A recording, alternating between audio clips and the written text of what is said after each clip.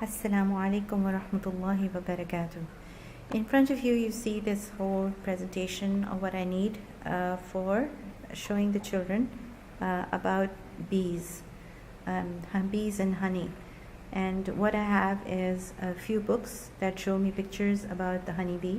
I have my write-up about what I'm going to say to the children, because I always like to have my notes ready about how I'm going to teach and what I'm going to say. So I review the lesson before I actually go into teaching it. I've been doing this for so many years, but I always find a quick review of my own notes is always beneficial. And then here on the right, I have a box in which I have an actual beehive.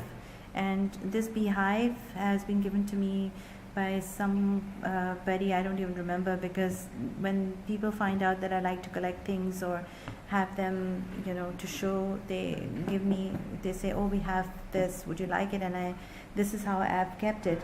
And in this way, it's easy to keep because the box is sturdy and it's a nice size as well. Here I have a magnifying glass. I have a what do you call this? A fan. I have a fan and I have a straw. And along with this, here is my lesson page in which I've written exactly what I need. I need a beehive. I need some bee honey or any other honey that is all natural, sipping straw, and teaspoons. Because why I need a teaspoon is because I like the children all to have a teaspoon of honey in class. So I would have a variety of spoons in a bag so everyone can try, and the used spoons that I dispose into the bag. I have pictures of picture books or pictures with close-up of bees in the hive. I have a magnifying glass, a handheld fan, or any other Chinese ones, similar ones, and I need a board and a white marker. See, so when I'm doing this, it's always nice to have my notes written down. Here I have my board and a duster, and I have, it's like a recipe really. I always find that you need your ingredients for a good lesson. So I'm going to, why would I need this? I usually have a board and a marker because I like to show the children how the bees go from flower to flower. So how do I begin the story? I begin by how do I begin this presentation? I begin by telling the children that I will tell you a story. They might not know, they don't know what's in here. So you show them this box and you say, do you know what's inside this box? I'll tell you what's in here, inside this box. One day when I was saying my prayers in the afternoon, my son came home from school. He ran into my room and said, Mommy, do you know something fell from the tree? So, children, do you know what fell from the tree? Can you guess what it is? What could have fallen from the tree? Was it a leaf? I asked my son. No, said my son. It is not a leaf. Then I asked my son, was it an ant? No, said my son. Was it a bird? No, it wasn't a bird, said my son. It was a house that fell from the tree. I asked him, a house? What makes a house in a tree? I know. Is it a nest? No, said Isaac, who's my son. It is not a nest. Well, I said, I know we don't have a tree house, so what could it be? So children, what do you think what could it be? Does an ant make a house in the tree? No. So does a butterfly make a house in the tree? I have never seen a butterfly's house, have you? I told Isaac, I just can't guess what it could be. Isaac said, do you know, Mommy? It makes a buzzing sound like this. Buzz. And mostly all children know that it is a bee's house. And what is a bee's house called? It's called a beehive. Who made the bee? Allah made the bee. Allah made lots of bees. Then tell the children, that's what I have in my box. I went down to my garden and I found this, which I literally did. The first time I found a beehive was in my garden. And that's exactly how I found it. My son actually found it for me. And here you show the children the beehive and let them look up close and personal. Don't let them touch it because wax tends to just soften and lose its shape in children's hands. The first time I made the mistake of letting the children touch it.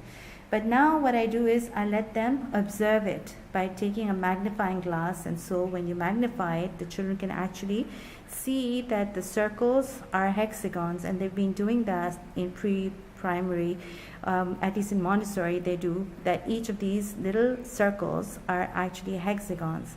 And then I talk about how the honey is made. I don't have a honey jar here with me, but I show them that. I show them these books here. Like I have marked these books out. This is Harun Yahya's honeybee's book. And what I like about this page is the hexagons is this boy is sitting and making. And then I found this in an old book. This is an Urdu book, but the pictures are amazing in here. So I like the way they've shown the bee and how big, they can actually see its wings and its legs, etc. And and all of these bees. So alhamdulillah, it's a good book. Just something where the children can see. And why do I have this board here? I tell the children, do you know how bees get from place to place and how they fill up the honey in this?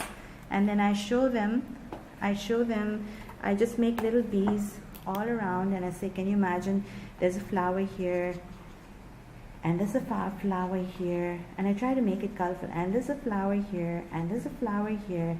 So what the bees do, they go bzzz, and then they come back and they tell the other bees about it, and so the other bees go bzzz, and follow the same way, and then other bees go bzzz. So I'm doing a lot of action, and then, and then I say, can you imagine how do the bees know how to make hexagons? And then another hexagon, how do they know how to make it? Now look at me, I can't even do it. That's the way, and then that's the way. So that's how they do it. That's how they make their honeycombs in there.